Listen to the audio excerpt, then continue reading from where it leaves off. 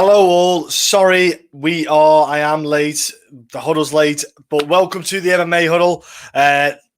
Technical little difficulties there where the Wi-Fi was playing up just before, a couple of minutes before 8 o'clock, and all this happened. So apologies for that, Daniel. I know I'm late. Thanks for keeping me in check, brother.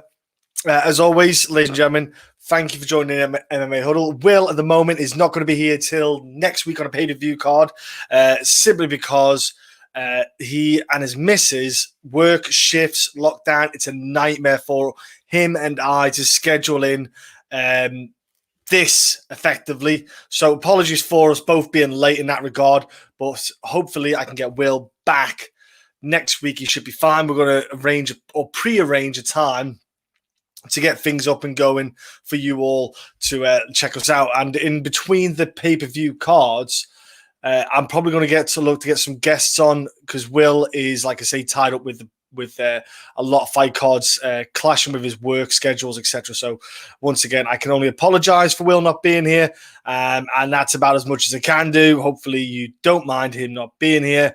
He'll be here soon. I love him, miss him, and I'm sure you all do as well. And let's jump into this because the card, as always, is exciting. Derek Brunson is fighting Kevin Holland. Looking forward to that, which is awesome. Sadly, the card is not stacked. It's not jumping out leaps and bounds of insanely great matchups. There's 2 or 3 fights on that I like the look of. We'll be breaking that card down shortly. Last week was a funny one with Leon Edwards and Belal Muhammad, with the eye rape, so to speak. It literally pulled the eyeball out. Like wasn't even a slight poke. It was pretty rough, pretty graphic viewing if everyone watched it at home. As a whole, that card, some cracking wee bouts, some cracking wee results. I don't know what all you thought at home watching it. I thought it was a thoroughly enjoyable card. I look forward to seeing what happens next for a lot of these fighters on that card as well, with the performances that they put in, like Davey Grant from a UK perspective. I'm surprised at how solid he's been looking and how good he's been of late, man. Ryan Spann getting a TKO. Dan Ige getting a quick TKO. There was a handful of early stoppages on the card as well, which is great to see. Zemmelsberger as well getting a W against Jason Witt. So there was a handful of great wins. And as a fan of MMA, I like stoppages and I like 3-round fights. So either way, I was happy. And I hope you all enjoyed the fight card itself. Look, I will be breaking down the card momentarily. It's very, very short, quick response. You have to do is quickly hit the like button. It helps with the algorithm, ladies and gentlemen. It's a simple little thing that they do on social media. So if you can, hit the little like button. If you can jump onto it in any facet and give us a support, that would be great. Let's have a look here. So right now, what I'm going to do here is actually I'm going to pop this on social media while I'm on I know I'm on with you guys, and it feels like I'm being rude, ignoring you lot, but I'm not. I'm going to quickly just share this on social media because that's how you get things pumping out there for the folks at home. But as a whole, ladies and gentlemen, I actually like the UFC 260 card with Francis Ngannou and Stipe. I know I'm jumping ahead of a card, but that card is sick as well. Lots of stuff coming out as well now about Monster, the brand and the owner. Even Michael Bisping's come out with a lot of stuff since Dominic Cruz, come out of his kind of rant, so to speak, during asking for the charity fight. So lots of things going on in the MMA scene, which I'm looking forward to going into depth with friends of mine that I talk MMA with outside of the fight game itself. But what we'll do is we'll jump into the fight card. Like I say, you got Derek Brunson versus Kevin Holland. I'm going to go off the Tapology lineup they have before me. The order of the fight card could change during the course of the week, so apologies if I get it the wrong way around. It's just what I'm doing, what I've got. All right, so we're going to kick off with JP Buys against Bruno Silva. Now, this matchup here is in the 125 division, and I feel bad for Bruno Silva because he's not a bad fighter, and he's had a bit of a rough ride against David Dorok and Takir Ulanbekov. Man, he's had 2 decision losses. He's got a matchup here against a guy who, in JP Buys, on the Contender Series, got a win, which is huge. but he's fought on LFA, I think, once, and then rest of it was EFC, which is the South African promotion. I don't know how many of you all check out the South African side of MMA. It's where the great heavyweight Ruan Potts came from. And you get some awesome matchups in there. But then again, you do get some guys that come to the UFC from there that probably aren't to the level required to compete at the highest level in the UFC. And with JP Buys, I'm very dubious at the moment because it's with his debut, looking at who he's fought, the level of guys he's fought, the kind of fights he's had. The Dana White Contender Series had 2 stabs at that. Jacoby Sanchez won. He lost that first time round, and then he had another chance against Jacob Silva. I think Jacoby Sanchez is levels above Jacob Silva. When I saw him on, for example, the likes of the EFC kind of realm, let's say the promotion there, he likes to get the grappling going, getting on top and getting the ground and pound in. He likes to get a finish with that kind of heavy pressure, getting on top of you. But I feel that with someone like Bruno Silva, Bruno's strong. He's got a good low center of gravity. He can stop takedowns in a way.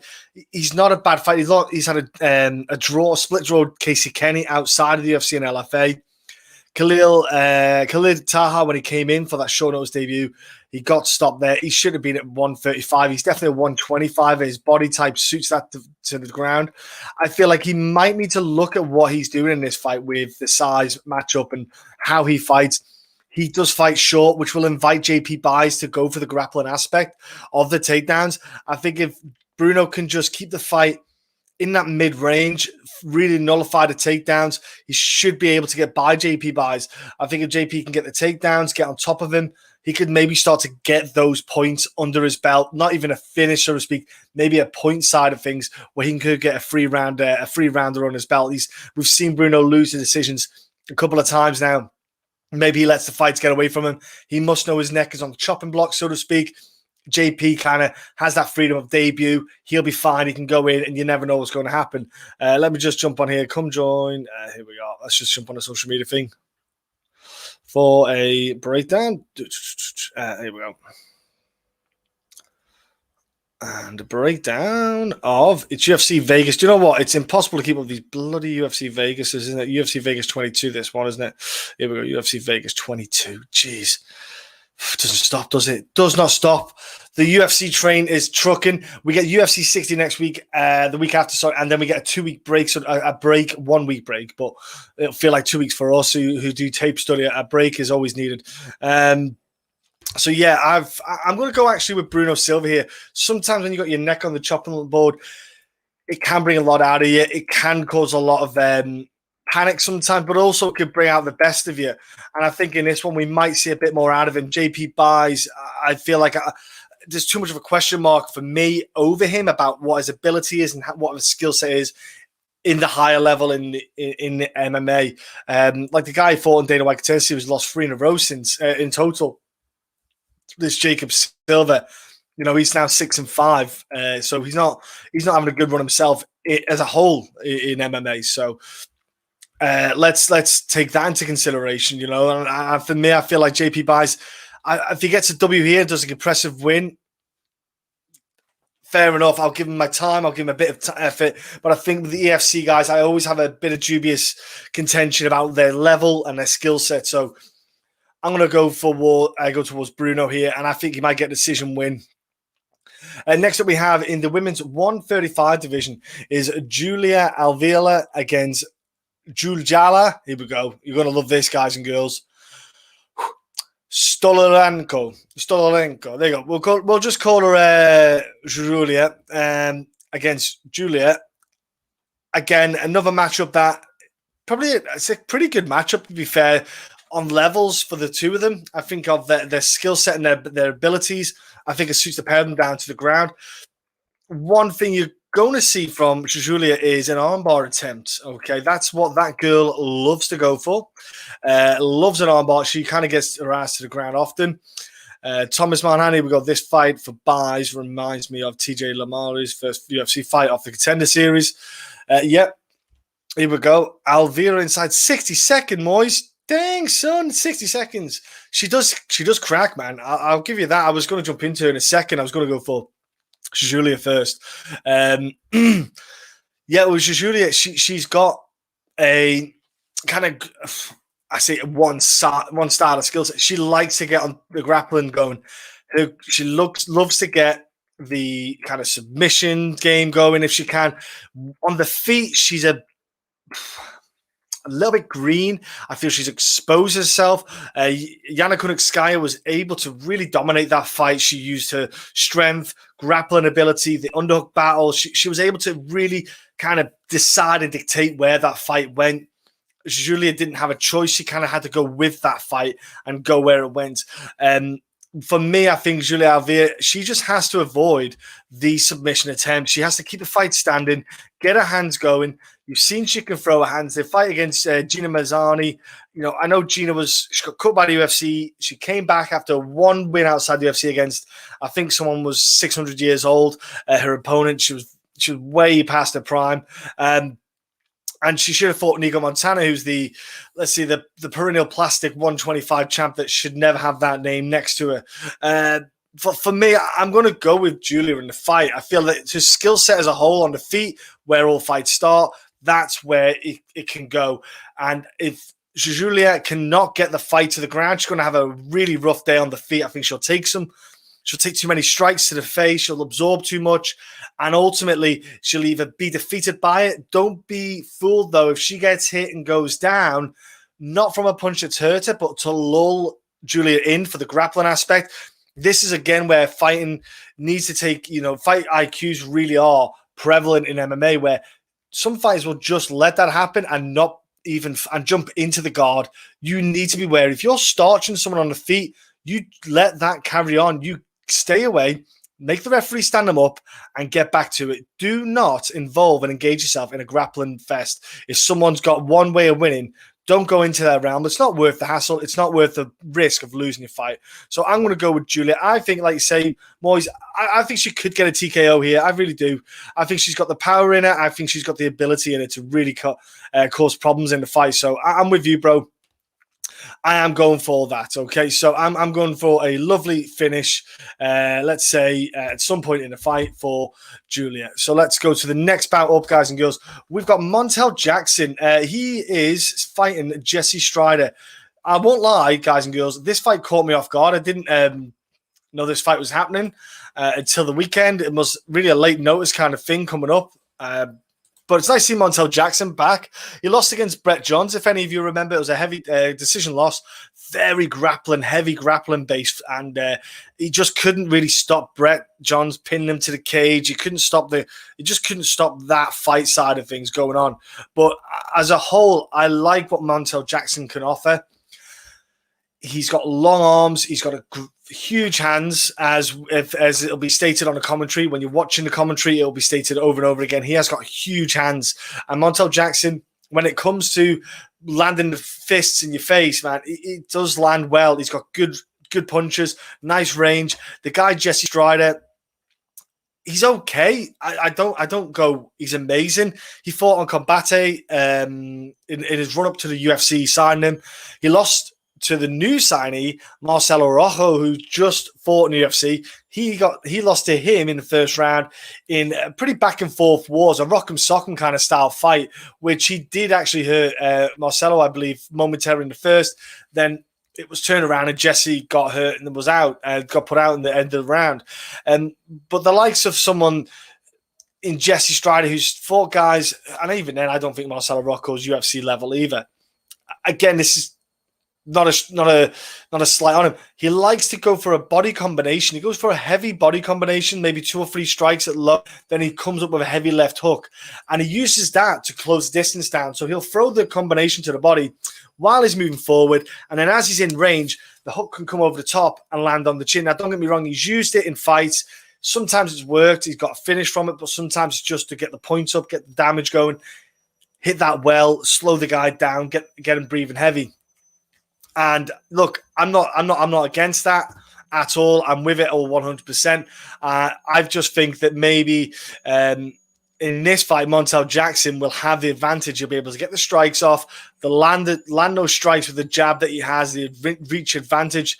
He'll most definitely have in this fight. I believe he'll have a reach advantage no matter what. So, does it have his reach on here? No, doesn't have Jesse's reach on Tapology, but I believe he'll probably have a shorter reach. There'd be few and far between guys with longer reaches than Montel in the division. Guys, I kind of feel Montel Jackson can get a good turnaround here, a good opponent, someone he can really pick away at. He's good at maintaining the range. For guys like Brett, though, can close him down because that's Brett's style. Brett's very good at getting close, closing your distance, and heavy wrestling based. Jesse's not really that style of fighter. He'll have a rough time kind of keeping that tight and closed. So, and also Montel's really going to be he's been away from the cage for a while, about nearly a year. He's definitely going to be working on those little holes in his game. I think we'll see an improved Montel Jackson. I'm going Montel here all the way for this fight. So, I think we might see a decision win. I'll give Jesse the benefit of doubt, but I'm not holding my breath. Moise, Montel first round. Now, are you going first round, bro, or are you going with a first round on Montel with a submission or TKO? Because the fight's still on the feet, I could see a TKO happening. I wouldn't surprise you, bro. He's got the quick hands. He did knock Brett down, hurt Brett. I think it was in the first round he hurt Brett as well. He did actually. It was the first round he hurt Brett.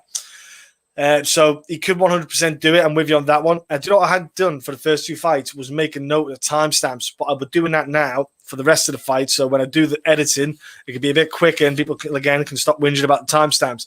Next up in the middleweight division, we have another change. Trevin Giles is stepping up. Let's do this. 32. There we go. Trevin Giles fighting Roman Dolidze. All right. I know it's Georgian. I can't pronounce it. It's Dolidze. This is a hard fight, man. Like, Roman's stepping in short notice to take the fight on. And he's like, look, I can go down to 185. No problem.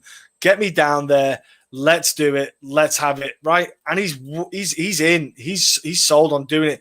He obviously felt at light heavyweight. He probably felt he was a comfortable size, but definitely feels like he can make down that weight cut down there. So, I like the confidence in the man. I like the fact that he's stepping in like this because Dupuis was meant to fight, and that dude was fire. I was heavy on him in this fight, man. I won't lie. Here we go. Interesting. Alvia round one. All right, Daniel, you're thinking that's interesting too, bro. Here we go. Boys, Roman won't see Gill's shot coming too fast. Yeah, that's something you got to look at, Moise, because obviously Roman's been at light heavyweight and he's coming down to middleweight. One thing that middleweight, obviously, any weight class lower tend to have a speed advantage. So that is something 100% Roman's got to be looking out for. He's got to be a bit more on point with, but we don't know what difference that cut to Roman might make. You know, we might see him look better at 185. He might be faster himself. He might feel healthier and lighter. Roman can gas also, sketch fight, but if he grapples enough, he'll win. See, I'm liking this. I'm liking the input, guys. One thing we've got to take note of with Roman is that dude cracks. That dude cracks hard, right? And the thing is, he's got the submission game to add to it. I find with Trevin Giles, when you look at the Zach Cummins fight, he got obviously the guillotine choke on him, and Gerald Mershak was a guillotine choke. I feel Trevin Giles does the same thing, dude. I think he starts well, and then he can fade. You know, the James Krause fight was a good one. He can fade himself. You know, he can put a bit in there, and if you put the pace on a bit, he will slow down big time too. And I feel like sometimes Trevin Giles feels like he's too far ahead in the fight to actually just bother to finish the fight. So I feel like he should be finishing more fights. Giles is an untrusted person, like Roman, but bet small here. Yeah, Giles is a bit of a wary one, bro. I'm with you on that one. Had Hapless and 400 parlayed last week, put down 20, got 163. Daniel, that's fantastic, bro. That's great, man. Buzzing for you, buddy. That's great. That's awesome to see.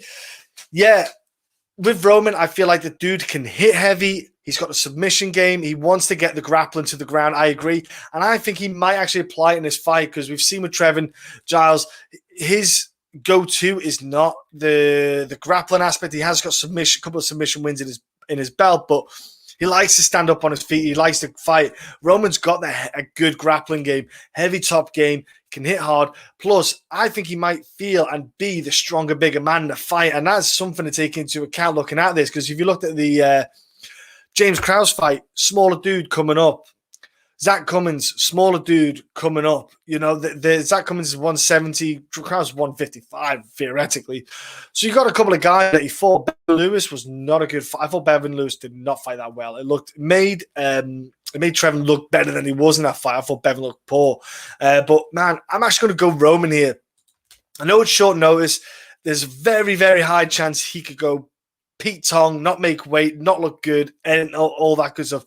I'm actually going to go Roman. I think that Trevin Giles is going to maybe have the speed advantage, but man, he can crack and he can grapple, man. I think he can hit harder than Trevin, but he can also grapple a lot better. So I'm going to go towards the Roman side of things. I'm not sure what the odds are. I've not even looked at the odds yet, but I feel that he could possibly get the W in this fight. I feel like he's got the abilities that us an all-rounder in mixed martial arts should put him in good stead. Next up we have, guys, this is a sick, and girls, apologies, I'm not going to be non-binaries, all those other folks in the world. This fight is a hard one to pick. Grant Dawson, Leonardo Santos. Now, Leonardo Santos is something about I think he's at passport. He's got a free bus pass now, hasn't he? He's hit the ripe old age of retirement, but he's still going. He fights once every 12 years. He's a rare man to see, but when he does, he pulls it out of the hat. It's insane. Something in the air says Roman is a tougher fighter. I can feel it coming in the air tonight. Whoa. Guys, gals, and trolls. Hey. Look at this. Bang, Santos here. Yeah, but bet small. 41-year-old man, yeah. Yeah, but Grant put himself at risk on the ground, but he's hittable. Yeah, it's a steep price for Grant. All risk what he will face. Dude, it is a tough one because Leonardo Santos is cracking people and putting them to sleep, but then again, he's got submission games coming out of his ears. He's got rear naked chokes, triangle chokes. He's basically got an array of submission game in the MMA profession. He's got this weird kind of ability to just come along once every few years, get a win and go away. The dude's beat Stevie Ray, Adriano Martins, Kevin Lee, Anthony Rocco Martin, you know, Norman Park had a draw with him, but he's fought Ponzinibbio. He lost it against him, but then he's had an insane kind of array of fights in his career, and he's not done bad. Grant Dawson, the kid, super high in the man. He's got a lot of ability. He's very, very much wanting the ground game, get you down, grapple, and can be heavy like that and wrestles hard. I like the way he fights, though. I think with the Nad Narimani fight, you know, he really bullied the guy, Nad, who is himself a very strong grappler, too. In the first round against Derek Minner, did well to avoid and make sure somehow didn't get submitted in the first round, which is minus go-to in the first. After that, was able to apply himself and get what he wanted in that fight. It's a step up for Grant, big time. I know that Leonardo is 31, so it may not feel like it's a step up because you're fighting a guy who's 41, but he really is a step up for him here. Santos by stoppage, Grant in a parlay on the other side. Hedge if you're involved in this one. Ooh, okay. It's a Davey Grant spot again. Man, it is really one of those ones. I agree. This one is a tough one for me to pick. Grant almost got subbed by Manny, yeah, and Rosa Santos finished them. The subs and Santos size advantage. Grant is trained by James Krause at Glory MMA, so he is always learning and developing and growing. He is super eager when he fights, and like you say there, he jumps in sometimes to the grappling aspect, which can land him in the submission side of things. With Leonardo Santos not fighting as often as he does, it does actually help him physically, even though he's 41, he's not taking those wars in MMA so much. So his body isn't as tired as someone who's fought every time, like 3 times a year in the past 10 years. He has got some advantages. Man, I am stuck a little bit, but I am swaying. I'm going to go crazy with the old man here. I think Leonardo Santos can pull it out the hat. I am going to go for the old man. I think that he's got the skill set of the submission. He's got the power in the hands. Clearly has power in his hands because he doesn't stop a couple of guys by accident. He literally is a heavy hitter, man. Gloria may lose too. Yeah, they're so overrated right now. I wouldn't say they're overrated, Daniel. I tell you what I think on Gloria May. James Krause and that gym and those guys, they've got a lot of people now coming into the UFC. They're not champions, but let's look at Kamaru Usman, right? He was at Black Zillions, and obviously then he went to Henry Hoof's place when he split up. But at the same time, they didn't start. They had a few guys that come in through the ranks, build their way up, and get to where they're getting to. Team Alpha Male, same again, built guys up, got them to where they... Gloria May is a place where you're going to have early days. James Krause has to develop it. He's still fighting himself. I think when James Krause is able to put himself 100% dedication into coaching, he'll probably get the benefits for the fighters a lot more than he does now because he is still to and fro on the fight game. Kevin Cross, here we go, bro. Yeah, Roman is beast at 205. He will crush at 185. Of course, I bet big on Serkinov. Did you bet big on Serkinov, bro? Ooh, nah, that's rough. Serkinov is like, it's tough when you get Serkinov against a striker because he don't like getting punched, bro. He does not like getting punched. So going back to this one, I'm actually swaying towards. Krause got good game plan, yeah. Not his fault. The guys or gas or get hit flattered and can't work the ground game yet. Yeah, like Megan Anderson. She was never a title championship material. She wasn't the skill set. She wasn't the level. They had a game plan. She just didn't have the ability to apply the game plan to win. It's as simple as that. Cross, man. The under was the only safe bet. One of those 205ers. We're gonna flake. Yeah, so guys, I'm definitely going towards on this one. I'm going to sway towards the old man and Leonardo Santos. I think he can get it done. I think age is a factor and it can make a difference in fights. And like I say, in this next fight coming up, it's the same thing. Age is coming along. We've got Marion Renault against Macy Chiasson. Again, two fighters.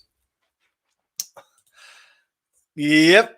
Yeah, Kevin Groom, gas. Yeah, and Whit KO. I know. Kevin Kruger got a W, and that was it then. It was suddenly like he got a win, and everyone thought, wow. But, man, I don't know about that. Had Span KO, but wouldn't trust even with my cash. Yeah, it depends on who Span fights. I think he can get a lot better Span. I think there's more of a ceiling for Span than Serkinov. Santos stoppage is a cheeky bet. I bet it is, mate. I haven't looked at the odds. I will look at the odds later on, guys and girls, and we'll go over them. And we'll see what we can get. Like I say, we have in the women's division now, Macy taking on Marion. Marion, I think she's 135 pounds and she's 43 years old. Jeez Louise. And the girl's lost 3 in a row. Now, she has lost all to top contenders, Kat Zingano, Yana Kunitskaya, and Raquel Pennington. All these girls are like title contenders. So Macy is getting a girl who's fought of a higher level. Let's not write her off because, look, Shayna Young, she got the win, but it was a great win. Lena Landsberg lost that decision win. Grappling won. Sarah Morais, who is somehow still in the UFC, got an extension of the contract. I don't get it. She beat Jana Mazzano. Pani Kinzad, that was a good one for her. But other than that, all the rest of them we could pass off. Macy had this huge hype on her, bless. Huge hype. Just my 2 cents, brother. I'm doing well. Sending love out to everyone. Just my 2 cents. Will's not here, bro, because of work. He is tied up with work at the moment with shifts with his missus and clashing. Obviously, parenthood. They have to look at the little one. So it's just is what it is for now. He'll be back next week for the pay-per-view card. I feel like I should be putting this on. Should I wear this? Okay, here we go. Is that better, guys and girls? Do you feel safer? There we go. That's better. Forgot I had my pocket. Let's get that out of the way. Here we go. Macy passed a heart surgery. She said she now feels 100%. Suffer heart issue must affect your fights. I can imagine it tickles a little bit, bro, on there. I can imagine it. We could do it. BP, here we go. I got Marion, yeah, is in this matchup. Right, nice. I like that. Okay. Thomas, yeah, Groom, Witt can't compare to Dawson. No, they are Yeah. Dawson is a better fighter, Thomas. I agree. He 100% is a better fighter. I suppose the comment was made by everyone was just Glory MMA as a whole, as a gym. 2 cents is it. Devin HD Gamer. Now, I assume, Devin, from that comment, you've got a gaming channel. Is that what your channel is, bro? I can't see from this because I'm obviously doing a podcast. If you do streams and stuff like that, feel free to put it down there, brother, and plug away. I'm not one to stop that happening. Macy gets the win easy. Woo! She's going to wait, bully Marion. Yeah, Marion strikes and blitz into punches. Yeah, Macy's going to just keep getting knocked back on the cage. Okay. Devin, I like that you've got your breakdown of it too, bro, rather than just a straight flat pick. I like the breakdown. Daniel Kareem and Witt were beneficiary of the UFC needing UFC fighters during COVID. Pretty much what a lot of them are these days. If you look at the guys or girls they sign up there, it's where they are and where they're from. Only God knows how Macy is. Minus 225. Yeah, well, Marion is 0-3, guys. You got to take that into account. You got to look at that. What's up? 2 cents. What up? Look, let's look at Marion. She hasn't won since 2018, so that's 3 years. She has had a rough ride. But let's look. She has only lost 5 decisions, so she is tough. She can take a hit. She can carry on. Macy, if you look at the Lena Blanchberg fight, she had a really hard time against a girl who grinds you. If you grind her, you'll have a rough time in the office. And even Shayna was tough and able to hold off against Macy there. So, look, this fight is going to be one of those ones where if Marion Reneau can get the fight to the ground, she has an opportunity to get a decision win. There is no way in my mind that she's just not going to be in the fight. I think we might see a decision here by one of these girls. I don't see it being one way. Room with beneficiaries. Yeah. Oh, oops, my bad. If I was American, I'd be in there. I know we'd all get signed up to the UFC at this rate. The amount of dropouts and people getting pulled in. Macy, for me, though, I feel like she's still green in her knowledge on when to strike, when to disengage, and when to really pick her shots better. I feel like I get a bit frustrated when I watch Macy because I think she's got hellacious power. There's a bit of a hype on it, and then suddenly you start to see these cracks, and I think, when are these getting looked at? When are these getting addressed?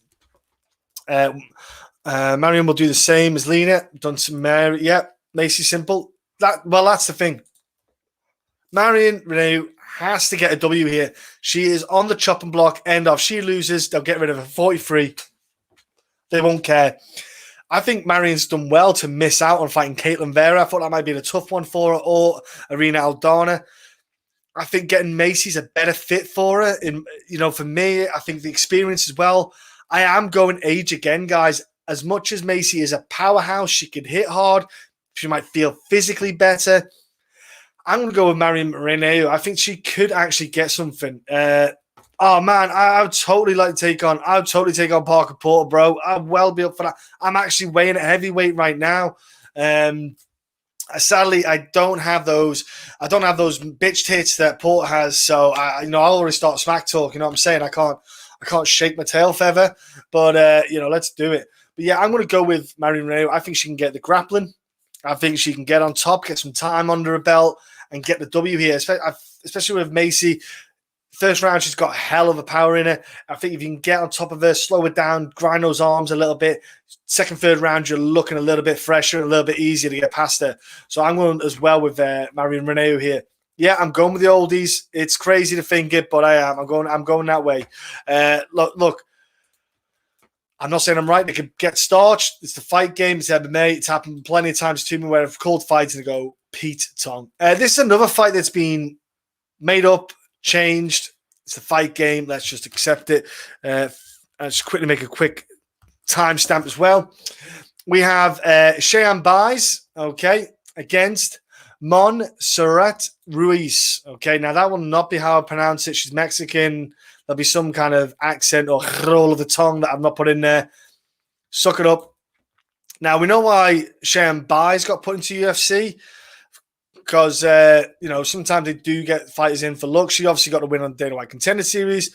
against Hillary Rose. She did look okay in that fight, I won't lie. She didn't look bad at all. I've watched her on LFA. She again fought on EFC. She's fought on a couple of promotions. She's not a bad fighter. She's an all-round good egg. I don't think too much. Oh, man, Vellante, yeah. I like the Guillaume matchup. I do too, because me and him can have pizza at the weigh-ins. I'd share a pizza with him. I've hung out with Matt, Sarah, and the crew. They're a good crack as well. Hung out with Matt, Sarah, Longo, Alquente, Sterling. Yeah, so I had a great time with them guys. So good folks. The oldies have been chasing cashing lately. They have, man. Sometimes experience wins. As much as you look at age as a negative, it can be a positive in the money terms and in MMA. Montserrat is going to pressure buys and beat her up. Well, yeah, I noticed that about Montserrat. She does have a bit of pressure, but I feel like her output is a little bit low sometimes at points in the fight. I was watching her like in Invicta FC, that's the one, bro. I couldn't remember what it was. With Danielle Taylor, she kind of didn't have a chance to bully her. Danielle Taylor really had the advantage in there, and she didn't get much in the fight done. But let's look at that though. She fought that one at 115. She's fought all of them at 115, hasn't she? She's not went down to atomweight. So the good thing is she's not actually mixing up the weight classes too much, because some girls in Invicta come from the atomweight up to 115 just to get in the UFC in the big show. I don't know about the bullying side of things, because like even with the Mando Morandin fight that she won, if she gets the fight to the ground, she'll have the advantage there, bro. Ruiz, underdog of the card. She's 100% almost the underdog of the card. Mexican style there, bro, yeah. Even Zhang had problems with Taylor, yeah. His speed was an issue. Yeah, Taylor was clever because she just was so low on the ground, low center of gravity, cracked hard, and would just wait for you to come in that range and just blitz heavy and hard. Montserrat wants to get the fight to the ground. She wants to get the submissions going. That is her go-to want and win. She likes that. She can strike with you. She will if she has to. But if you looked at, for example, like you say, in the Danielle Taylor fight, she did take leg kicks really badly because she doesn't really have the footwork yet. She's not developed that skill set. It worries me a little bit that her footwork's not as heavy. I think Cheyenne Buys can get it again. She on the feet, I think she's got the advantage. I think she's got the speed and the movement a bit better. But I think that Montserrat is more the dirty, aggressive fighter. Like you said, guys, Montserrat, she is tough to deal with. She's in your face, and if she does get you to the ground, she's not got bad game. She can get the submission game, ground and pound. She's really intense. She goes hard for 3 rounds. I thought their conditioning wasn't too bad, considering you weren't thinking that some people on the local scene haven't got the conditioning for a heavy 3-round fight. She's shown it. I've been impressed with both of the fighters, though. I like the fact that we've got fresh blood in that division, 115 division, the likes of your Ashley Yodas, Angela Hills, your Jessica Penes, all those girls, you can start to, Felice Herrig as well, you can start to like flush them out, so to speak, and get these fresh faces in, get these fresh faces that don't have like a 500 record that looks a bit meh, let's say. So yeah, I like the fact that we've got these 2 girls in there. Because of the lack of KO power or pop in the hands that Cheyenne has, I'm going to go for Ruiz as well. Short notice, dirty little fighter. She likes to wear less clothes in the pictures on her social media. If you want to have a look, because I did have a look to see who she was. So I thought, I'll research her. And suddenly you were like, whew, well, she forgot her clothes today. Not a bad thing. Not saying that, but the UFC won't have a problem with having her in social media side of things. Mirinda was way better than Cheyenne. Yeah, pretty confident in Montserrat. I like there is a difference in styles. They're very different in styles. Cheyenne likes to be a pretty fighter, she likes to have a nice, she likes to fight clean. She won't like the Ruiz style at all. She'll find it really tough, and I think she'll have a rough day in the office. I love the next matchup at 170 pounds.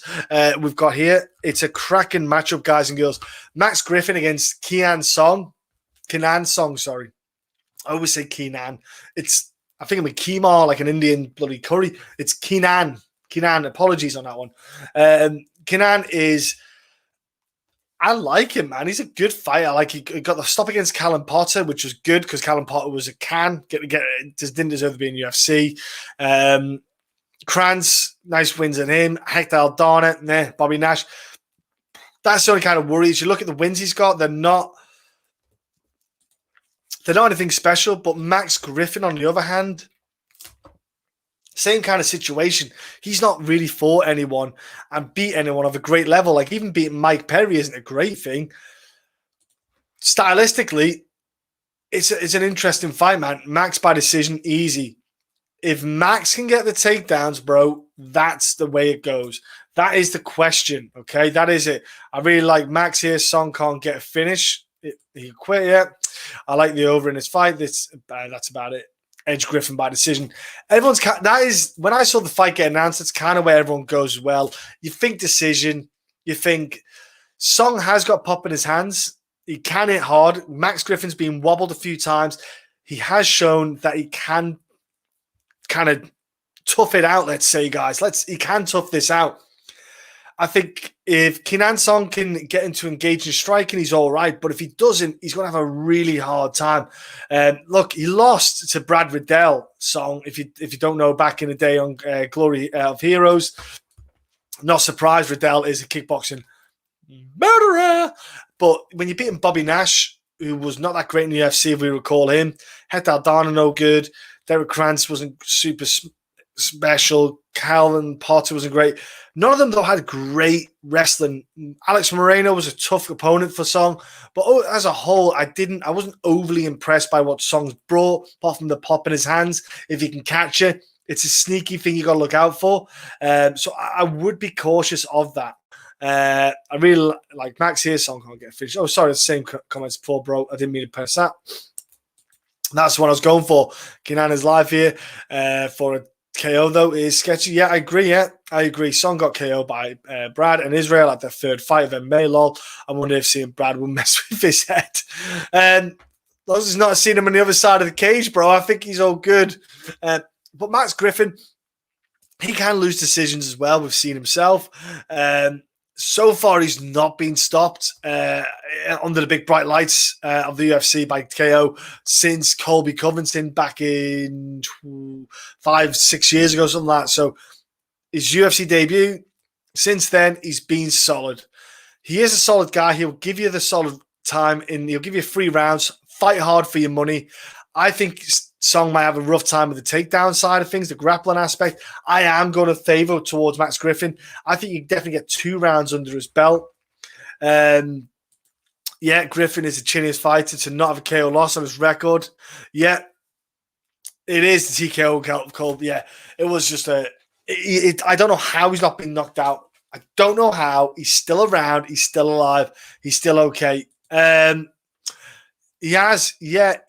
Maybe it is. Maybe it's his stance, the wide stance, the wide footwork, the movement. It could look worse than it is.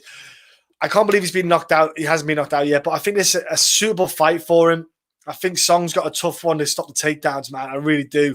Now, next up, we have in the 135 division. I'm just quickly making note of the timestamps again because I'm a good person like that. Adrian Yanez against Gustavo Lopez is going down. We have ourselves a LFA Fury FC kind of veteran in Yanez. Gustavo Lopez, he himself is a veteran of Combate. If you've watched him before in King of the Cage, where he also lost. So let's look straight away. He's lost to John Castaneda in Combate, Andre Ewell in King of the Cage. So he's lost to 2 guys who are in the UFC already. Mirab Dashvili was Gustav was never going to win that. Dude got manhandled, ragdolled, had a rough time. Anthony Burchak came back to the UFC, which was a weird one, and got stopped, obviously, in that fight by Lopez with a rear neck choke. But even then, Burchak was losing in Rizin like to everyone. So I wasn't even overly impressed with that win itself. Yanez, though, man, I think they're kind of setting us well up for Yanez more so. I think the dude's looked well in his fights. The stoppage, obviously, of Brady in the contender series in the first round. That's always lovely to see us finish in that weight class. Looked really good. But then he came to Victor Rodriguez in the UFC official debut. Head kick stoppage. And like, suddenly you think, this kid's got a wicked array of strikes. He's smooth as striking. Combinations are wicked to watch at. You look at the LFA loss to Miles Johns, and that's when you sit there. There are weaknesses. There's holes in everyone's game. No matter who you are, you've got a weakness in and you've got a hole in your game. John Jones is cocaine, for example. So you've always got to look at everyone's kind of vices. I think Lopez here isn't a high-level wrestler. He's had a Von Flue choke, which is nuts to watch. I love getting Von Flues myself when I do Brazilian Jiu-Jitsu. So seeing that on a professional level is always nice. And he's had a couple of submission finishes. So for me, if I'm Gustavo, I'm going for takedowns all day long. If I'm fighting Yanis here, that's the only way I can do and get a win here. Didn't watch Yanis versus Miles fight yet. Can't see much of Jan's grappling. The fight I watch. Yeah, the Yanis grappling side of him. He obviously the loss he had to Miles Johns 2018. That's 3 years. Let's round off to 2.5 years ago. You can get a lot of wrestling done in 2.5 years and learn a lot with your grappling aspects, reversing takedowns, getting up off the ground, etc. So there is a lot to look at him. He did lose, obviously, in the past to a couple of different guys, but I feel that Yanis here, Gustavo Lopez is going to have a tough time. He's going to close distance, get on top of him and keep him down. I think Yanis has done a lot of work outside of the fight game to easily round his striking off, as well as his grappling, takedown, defense. Is getting up is the most important thing, because fights can get taken down, but if you can bounce back up, it's the worst feeling for the grappler getting you down, because you're just demoralized. I remember when I competed when I was allowed to, because people wouldn't die because of COVID. But I remember getting a guy to the ground, and when he bounced up once, don't get me wrong, he did like to pull my shorts, and I think he was trying to grab a quick squeeze, but it was just exhausting. Suddenly I felt heavier. I felt like, I've got to do that again. And it's rough. It is rough trying to get a guy back down again after you've just done it. But I feel Yanis here is going to land some good strikes. You're going to have a Gustav, like say, fight starting to feet. Always do. I think Yanis got a good chance of getting a win here. I think as long as he can keep the fight standing, really keep Lopez away from him, he should be okay. I don't feel like, again, I'm not sure about Gustavo Lopez's level. You look at who he's fought. You look at who he's lost to. I feel like he is one of those guys who will sit at the lower levels of the division and won't really go much further. I don't see much in him. I'm not writing him off, but I don't see a lot in him, man. I feel Yanis is a good, solid bet here. I'm quite high on him in this matchup. Next up, we have in the heavyweight division. Quickly write the timestamp down. Write the timestamp down so people don't know. Write the timestamp. Wrote down. There we go. Yeah, Thomas, you're right there, bro. He is a good prospect. Really exciting prospect. I'd like to see him. If he gets the win here, I'd like to see him get a grappling kind of style fighter. Definitely would be excited to see what he can do against the guy in the UFC who's not a Stamen, but someone in that 135 division. He could be grappling problems for him. Just see how he bounces around and reacts to it, and that's what you got to do. You got to test these guys. And like I said, heavyweight division up next. And we have two skinny boys, Tai Tuivasa against Don'Tale Mayes. So, love to see who you guys are thinking in the heavyweight battle, because obviously one punch can end it all for anyone. Yanis is definitely going to be in my parlay. Yanis picks his shots and takes his time. Very technical. Devin HD gaming, bro. He does pick his shots, bro. I'm with you on that one. He's a very, very accurate, beautiful striker, and it's enjoyable to watch him because you see an insane amount of confidence coming out of him, man. Insane. Tai Tuivasa kind of saved his bacon getting Stefan Struve the golden ticket to keep a UFC deal, because Stefan Struve is the kind of guy, even now, like in 2020, it was like a golden ticket. You're like, right, I just have to hit him and I'm going to win. And that's all that happened. Stefan Struve did do anything different. He did the usual long man lean back defense. He defended by putting his arms out in front. And it's just I can't get my head around how a guy who's from Holland has got some shocking Dutch kickboxing. It absolutely staggers me. The guy's legs would crush a human being. Why he did not leg kick guys or calf kick them to death blows my mind. He's retired again, and hopefully it's the last time. Thank goodness. But yeah, be careful. Yanis here. Not a lot, but by any means. We thought Martinez was a lock last weekend. BP, I agree. Martinez let me down. I'm good about that one. I can't believe how Martinez got murked. Oh, I'm still bummed out about that. Yanez and Gillespie, yeah, plus 120. Looks like good parlay. Woo. So, UFC betting experience, you're going with Gillespie. We will be touching on, obviously, Gillespie momentarily after the intense heavyweight bout.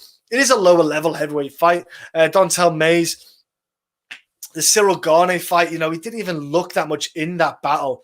He looked like he was just getting picked apart. Cyril Gane kind of did what he wanted. Got a heel hook at the very end of the fight, which was like, that's rough. Then Rodrigo Nascimento got the takedown on him and rear naked chokes. It's just like, you think, right, that's how you beat him. That's how you beat Don'Tale Mayes. You get into the ground and you stop him. Easy. And that's actually how he's lost against Alan Crowder as well back in Dana White Contender Series, ground and pound. And when he's on his back, suddenly that dude has a really rough time. If you stand with him, you're in a good place. Roque Martinez, simple enough victory. With Tai Tuivasa, he's got like one good round in him at most. And after that, he definitely starts to peter away. Definitely starts to not look as good as he did. And there's not a lot about Tai Tuivasa that I think is amazing anyway. Careful, Tai Tuivasa doesn't have grappling. No, he doesn't. Don'Tale Mayes hasn't looked great, though, so be careful. It's a hard one to pick because heavyweights at this level are gopping, and trying to pick which one's going to win it's a toss of a coin because they're both not even that great. Tied by decision. Odds are nice. Isn't bad. Small bet. Tied by decision. So if it stays standing, Don'Tale Mayes has a far better chance of getting a win. He could absolutely outstrike Tai Tuivasa. I think we're going to get a really stinker of a fight here. I think you might see Tai Tuivasa get the fight to the cage, try to keep Don'Tale Mayes pinned against there, close grappling, underhook battles, short little shots, knees to the inside of the thigh, that kind of thing. I don't think we're going to see a kind of distance fight. I think it's going to be quite close in that regard. I'm not looking forward to it, if I'm brutally honest with you. I feel like I've been let down by Don'Tale Mayes. I worry that that's maybe the level of the regional scene is that low for heavyweights that even some of the guys coming in who look good aren't even that good when they get to the level of the UFC, so to speak. So it's a tricky situation, it's a tricky division really to look at. It's hard to find high level athletes like that to get into the UFC, where they tend to go to other sports like your NFLs, your basketballs, or stuff like that, where they're kind of more suited to go into that way. But man, I'm stuck on it. I'm going to go and stick my neck out. I'm going to go with Don'Tale Mayes. And the reason why I'm going Don'Tale Mayes is because I don't really care who wins. It's a random fight, pick and fight. Who cares? I'm going Don'Tale Mayes because I like to see him stick around, just because. Why not? Let's just do it. Let's go Don'Tale Mayes. Let's go crazy. Honestly, guys, I would not be shocked if he gets sparked out. Right, next up is an insane bout. Oh, man, this 155 fight is one of the best fights of the weekend by a country mile. By decision. Yeah, Don'Tale Mayes by decision, bro. Why not? I'm going to Don'Tale Mayes by decision. Why not? Let's go for it. Trust me. I'm not confident on it, bro. I love it. Donate does spinning stuff. Yeah, Don'Tale does spinning. Exactly. Spinning stuff to the fat guy. Let's do it. Let's hit that jiggly belly of Tai Tuivasa. We have the insane 155 matchup of Gregor Gillespie and Brad Riddell. Oh my good Lord. What a disgusting fight this is. Whew. Guys, girls, it's getting hot in here because this fight is fire. Look, Greg Gillespie was flying through the ranks, stopping dudes, having no problems, it seemed, was doing what he needed to do, getting through the ranks, like Vince Pichel and Yancy Medeiros, getting nice stoppages in that win. Then Kevin Lee came along and went, not tonight, son. Now, that was a hard fight, Kevin Lee, for him. Like, Kevin Lee had a big moment there for himself, big question marks, came in, stopped Greg Gillespie with one of the KOs of the year. Let's not forget that, one of the KOs of that 2019. And we are now about a year and a half since that fight for Gregor Gillespie. So don't get me wrong, he's had a lot of time off in this fight. So a lot of time off from fighting in the sparring side of things. Might have had a break. So I'm confident in Gregor Gillespie health and conditioning for the fight. But they've matched him up with a guy who does not care about standing in front of you and banging. Brad Riddell is a murderer with striking. Like, the dude will just rip you apart and eat you apart for 3 rounds, no problems. And the dude just keeps pumping out. He's shown a good grappling aspect of defense, stopping fights, getting taken to the ground. When he fought, was it Mustafayev? Yeah, Mustafayev. I think Gregor Gillespie's a better fighter than Mustafayev, though, especially in 2020. Mustafayev, back in 2016 or whatever it was, Mustafayev was a deadly scary man, but I think nowadays it might change. But yeah, you've got Greg Gillespie, who is a insanely badass fighter who can wrestle, toss, and get you to the ground and pin you down and punch the crap out of you all day long if he wants to. Where you got a guy in Brad Riddell who's definitely a higher level striker, cleaner fighter, throws the better strikes, has been work. Obviously, he's with the guys, Adesanya, etc., who work on a takedown defense. And they've shown that they've got a decent takedown defense. Can Brad stop the takedown? That is it. If I'm Greg Gillespie, why would I want to stand with someone like Brad when I know my bread and butter is on the ground? Riddell by KO. Daniel, solid statement there, son. Woo, you're not holding back. Like it. I worry about his mental state of Gillespie's first loss, but his style will not stop. Grab a fuck Brad. Yeah, exactly. That's it. How do you come back after your first pro loss? It's a big question. And that is something you do have to it's something you have to consider, but you can't use it as a decision to make on a pick, because the problem is we don't know anyone's mental state in that regard. So it's really difficult to put, you can put hypothesis out there, but I can go out the window when it comes to fight day and you can look like an absolute savage. JRMA Riddell has a close bout with Malaki. Yeah, it did. It did. Jamie Malaki was game, wasn't he? I'll give him credit though. The dude was game with fighting. Gregor shoots it up 10 seconds. No more playing kickboxing. I would not be surprised if he did. Honestly, 10 seconds would not shock me if that. Fair point, JL. Yeah, I just think Riddell is catching Gregor at the right time. If I'm Brad Riddell, I'm 100% on my toes, looking at the movement. I'm wanting to keep the range at arm's length. I do not want to get in a close battle here because Greg Gillespie's got ridiculous grappling. If he gets hold of you, he could grind you for a round even, and he could take that round. And then the problem you have is if you lose that first round, if you're Brad Riddell, you've got to be aggressive in a second to get it back. And when you're aggressive as a striker, you open yourself up in a takedown aspect. You have to expose yourself for the grappling, for the shooting of takedowns. So it's something that Brad has to really calculate this, and they have to game plan this to a T. They need to get the first round under their belt, and then they can need to stick to it.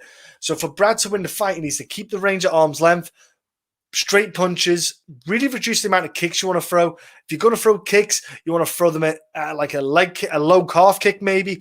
Really pick and see what the movement is in the ranges. If you're going to throw maybe a head kick possibly as well to Greg Gillespie to make him block his head, take the shot on the arms, maybe weaken the arms for the takedowns. But it's something you got to be careful. If you're Brad Riddell, you've got to look out for that. Greg Gillespie, on the other hand, he wants to get the fight close, get him against the cage, grind him down, grapple him, and pull him and wrestle him and just get a submission. It's a big one for him. Greg cuts 145 or retires after this one. You reckon, Dan? Dan, it's only one loss, bro. Come on, man. It's only one loss. Come on. I know he's 33, but dude's still a killer shape. I'm going to go with wrestling because I am at heart, wrestling's my big thing. I do love my wrestling. Nothing against Muay Thai and kickboxing and stuff like that, but wrestling's king in my eyes. I think Greg Gillespie should get the win here. I think he'll be smart to know. I think the Kevin Lee fight, not the issue, but one of the things we had to take into account was Kevin Lee is a good wrestler and Kevin Lee can wrestle back. Brad Bell is nowhere near the level of wrestling, but he definitely is of the level of striking you've got to be cautious of. Greg has been stopped by KO. Why would you want to step in there and do that again? I know he beat the likes of Yancy Medeiros. Vince Pichel was a good win. I think Vince Pichel's a tough out on people. Jordan Rinaldi, it's not a bad win as well. But as a whole, I think the wrestler might be king here. As long as the game plan is stuck to, he should get the W here. But Riddell can crack and he could potentially stop the fight. But he hasn't had a stoppage yet, Riddell. So are we looking at potentially the first KO win for Riddell in the UFC? We might just see that, we might see him get his first W with KO in the UFC. So we might see something spectacular, which is, to be fair, he could do with that. I think that'd be great for him. But he has to get that in and he has to get that stoppage. I don't think he'll win a decision because I think the wrestler will just take the fight away from him. Next up we have is Derek Brunson. Main event in a 5-round fight against Kevin Holland. Okay, now I'll quickly do this. Timestamp again. Sorry, team. Timestamp for the people who want timestamps. Paul Gregor's face when he saw Lee in that squared stance ready to sprawl. I know. He was like going, God damn, that's my plan. But Brad, his style and stance, he can't do that. It's just not the way Brad fights. So he wouldn't be able to really be comfortable to adapt to it and strike like that. Main event time, you got the big boy, big mouth Kevin Holland, Derek Brunson. Greg got KO by a head kick. He isn't that chinny. No, a head kick. Yeah, he's not chinny at all. No. A head kick's shin to chin. It's rough. Man, I've been kneed, flying knee to this cheek. When I'm looking in I can see my reflection in the video here, so it's annoying. But yeah, it's this cheek. No, wait there a second. Yeah, this cheekbone. I always double check. I got a flying knee to this cheekbone and chipped it. It's still somewhere in there, but it tickles. That's how I'd put it. It tickles. I definitely couldn't see out my eye for about a day. Swelled up like a balloon, but it's not nice. Head kicks are rough. I've been front kicked up the face, like chin and nose. Sorry, that was fun as well. Yeah, I could sniff my teeth. That's how rough it was. But yeah, it's different than a punch. 100%, it's different than a punch. Yeah, we're gonna go with middleweight battle here for Derek Brunson. I got to take my cap off. I'm gonna put it back on again because I got hat hair. Derek Brunson has improved immensely over the past few years. He doesn't need to be chinny to get stopped by it again. Yeah, he doesn't need to be chinny. No, he doesn't. But Derek Brunson, if you looked at Robert Whittaker fight, he just was running in. He was getting stopped in fights that he shouldn't really be getting stopped in. He kind of loses his mannerism. But Derek Brunson, the Elias Theodoro fight, the Ian Heinisch fight, the Edmund Shabazian fight, which is a big one, he has come on over time and really improved, okay? NBC, I missed the Monster buys pick. I just saw the odds, and I'm wondering if anyone else thinks this bitch buys should be the one of the favorite. Looks crazy for me. Bro, everyone so far is going towards Ruiz. I went Ruiz. A lot of people going Ruiz, bro. I'll be going over the odds after this fight. I haven't seen them myself. I can see why she's probably the favorite buys. She got into the UFC from the Dana White Contender Series and the kind of win streak she's on as well. When you're looking at when they do the betting thing, that's probably what it is. A lot of it, when they put the odds out, they're not looking always at fights, skill sets, and matchups. They sometimes go just on your records and stuff like that. So, yeah, Derek Brunson's improved a lot over time. He seems a lot more patient. One thing he's got in his back pocket, which he can use in this fight, is wrestling. He's a solid wrestler, solid grappling base. We look at Kevin Holland. He had a really tough time against Darren Stewart in a split decision. Tough fight. Had a hard time really doing much to him, man. Darren Stewart was tough work for him, bro. I was really impressed. Basically, that Jacare stoppage, though, on top was insane, man. But this is minus 355. Woo! There's going to be a lot of money on Ruiz, I can tell you that much. Woo! Make some dollar bills, y'all. Yeah. Kevin Holland's just like literally not stopped. He's just been coming in and fighting as many fights as he can and just taking every advantage he can, man. It's been interesting to watch him. He's like the Cowboy Cerrone of the middleweight division. Anthony Hernandez win. Anthony Hernandez, I still don't think he's any good that much. Jarquin Buckley win.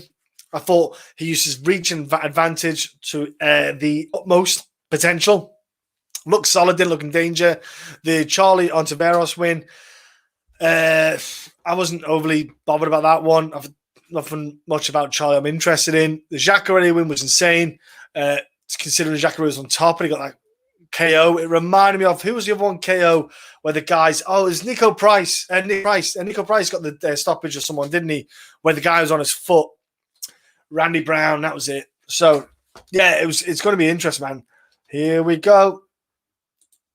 Holland by KO. Can't trust Can't trust him, but he's always dangerous. Yeah, Holland is dangerous. He's got holes in his game which stick out. There's definitely vulnerabilities in him, man. Like, Jacare got him down. You can get into the fight. You can get the fight to the ground. He does have those long limbs where he can throw the elbows. Derek Brunson, on the other hand, can really apply a heavy top wrestling game. We've seen he can wrestle and grapple. We've seen how tough he can be in times as well in fights. He does get hit if he overexposes himself, but he's calm and collective. He should be okay in moments in fights. Like the Lyoto Machida win. Huge win. Daniel Kelly, we'll write that one off. The Ian Heinisch one. Ian Heinisch was so explosive in the first round, and Brunson just kept calm, took advantage, and carried on. He looked solid. I'm interested in a 5-round fight, though. Will it go 5 rounds? That's the big question. Because if it goes 5 rounds, I want to know what kind of conditioning Kevin Holland has got. How good is he at 5 rounds? With Derek Brunson, I think Derek's going to probably control the center. The other one is going to be calm, patient. He's not going to throw too much in the way of striking. He'll hopefully have Kevin come on to him for the grappling aspect, but it's still an interesting matchup between the two of them on who and how they're going to get the win. Derek Brunson is the favorite, so to speak, on a general consensus by people picking that I've seen online, but then again, that's only because I'm not looked at everyone picking, but the betting odds though are towards Kevin Holland, and you can see why. The guy's on an absolute tear. I'm looking at this as experience is key. I think Edmund flattered Brunson. Yeah, Edmund showed no heart or cardio, typical of the Glendale fight for some reason. Yeah. Well, head movement is something that Glendale fighters don't have. Yeah, Edmund, bless him, looked good at the start. Then he got a high-level guy and he just didn't know what to do with himself. But Edmund was a tough fight for Brunson as well. But Brunson's getting these guys who are up-and-comers, Ian Heinisch, Edmund, and he's stopping them. And he's stopping them getting up that next level.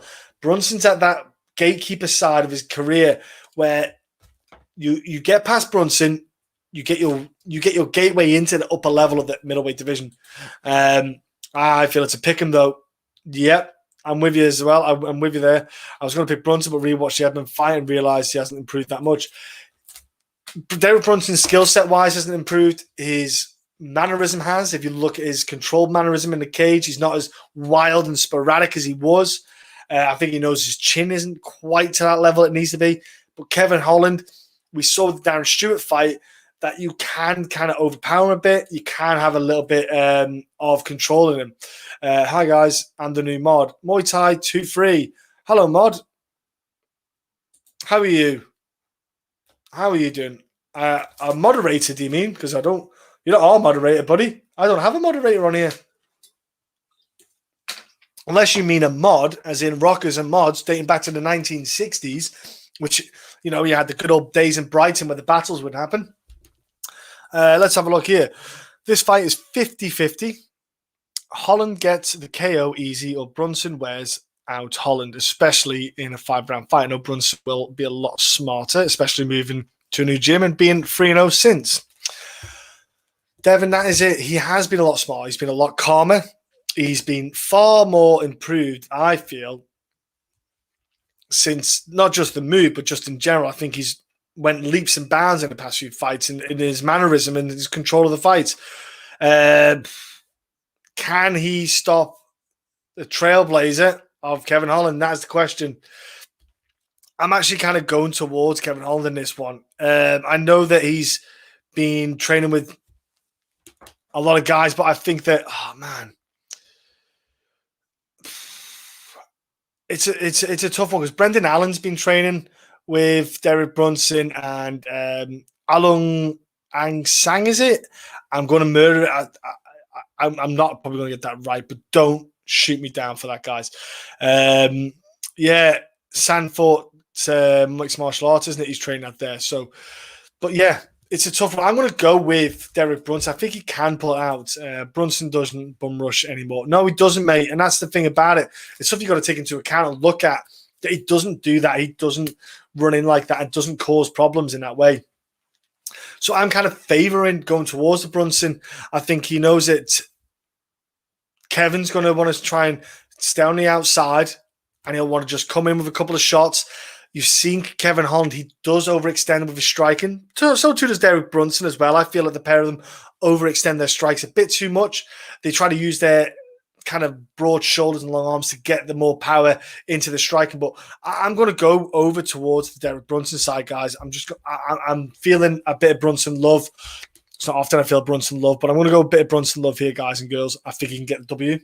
So that is my pick on that side of things. Now, we're going to go to the betting side. Again, before we go to the betting side, can you all just take a second to show some love to the channel and hit that subscribe button and hit the like button? It takes 2 seconds. We'd love you for it. Me and Will are very appreciative of it. So it'd be great if you could do that. Huge thing for the algorithm, the comments as well, the picks, everything. So it makes a big difference, guys and girls, if you can do that. So anything to help the channel grow is always valued by us. Tricky card. I'm thinking multiple pound. Yeah, £5 parlays. Cover you need to cover your ass. There is some fights on that card, bro, that can go either way. And well, like I said, I'm going to look at the odds right now and see what we've got on offer. I don't know what the tasty odds are. Let's go to the bottom of the card and work our way up. So we have got JP buys against Bruno Silva. Oh yeah, Anthony Burshak against Johnny Eduardo. Wasn't that a fight card? Wasn't that announced? Was that announced or not? Because I was going to say, if that fight is happening still, because I heard rumors of it, but I didn't know if it was happening or not. What's going on? Is it on? Is it on? No, it's not. Here we go. Here we go. Bantamweight was not expected to take place. However, Eduardo withdrew from the bout due to visa issues. There you go. So happy days. That fight isn't going on. I did watch the tape story now. I wonder why I hadn't mentioned it. There we go. JP Buys is a heavy favorite against Bruno, man. He's -2, let's say on average, about -200. Bruno Silva is a +150. I know I picked Bruno, but I know he lost his first 2 fights, but he did fight some tough guys. The 2 guys he's fought are going to be up there in the 125 division. I think Bruno's got a good chance here getting a win against someone like JP Buys, who I don't see him as I don't see a high ceiling for the guy, man. Julie Alvila is -350. Woohoo! Julie Jar is +200. Yeah, that's a lot of love right there. A lot of love. Yeah, he did. Yeah, visa issues, bro. Yeah, it's on. It's not on, bro. I know.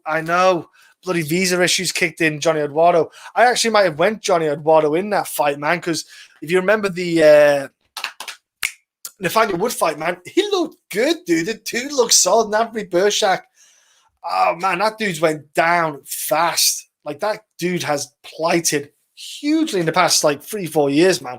Insane how quick that dude went down. Montel Jackson and Jesse Strada. Montel Jackson, oh, my gosh, Jackson is a insanely heavy favorite. Man, this is crazy. He's like -600. I've seen 700 there.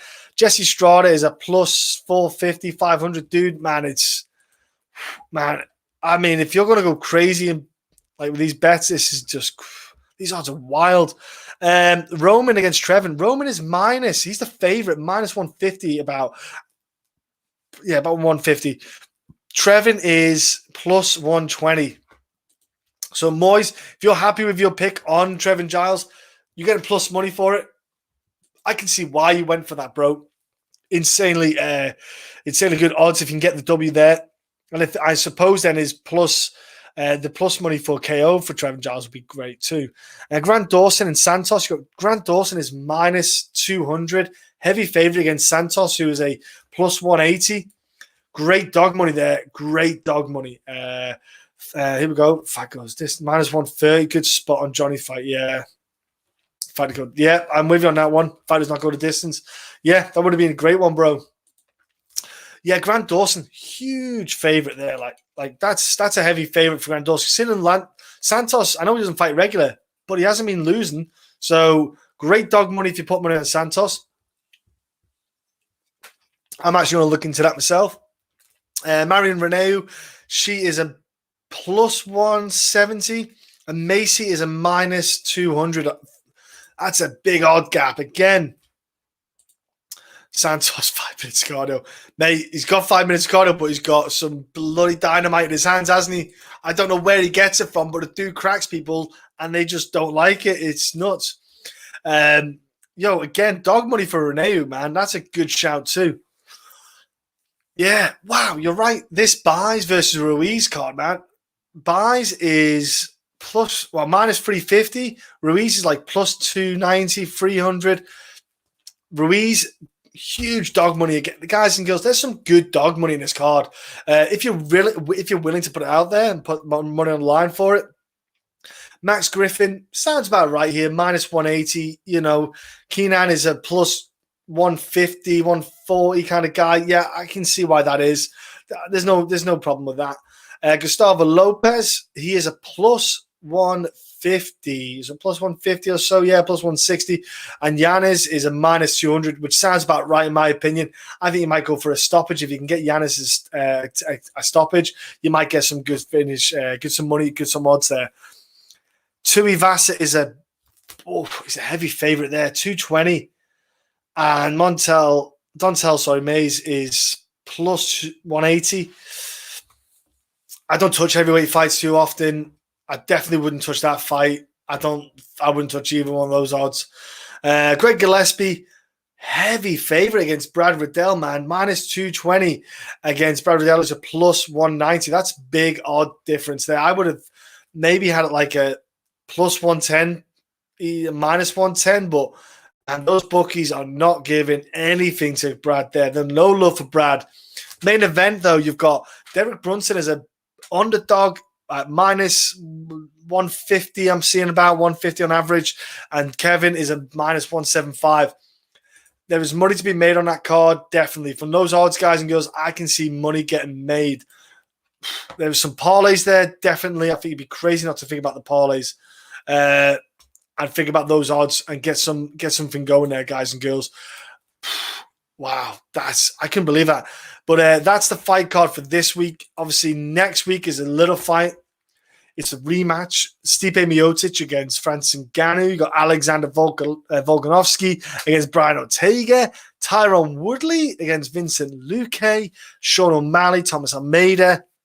There's a handful of fights on that card coming at you. Heavy card with some good fights on there. I'm looking forward to the tape study on it. I've not touched it yet. I'll probably start doing some tape study tomorrow for it. But as a whole, guys and girls, thank you for tuning in. I love you all. Me and Will are appreciative of everyone who tunes in and comments, everyone who subscribes and likes the video. It makes a difference. You mean a lot. Keep safe. We'll be back next week for the pay-per-view. We'll be back.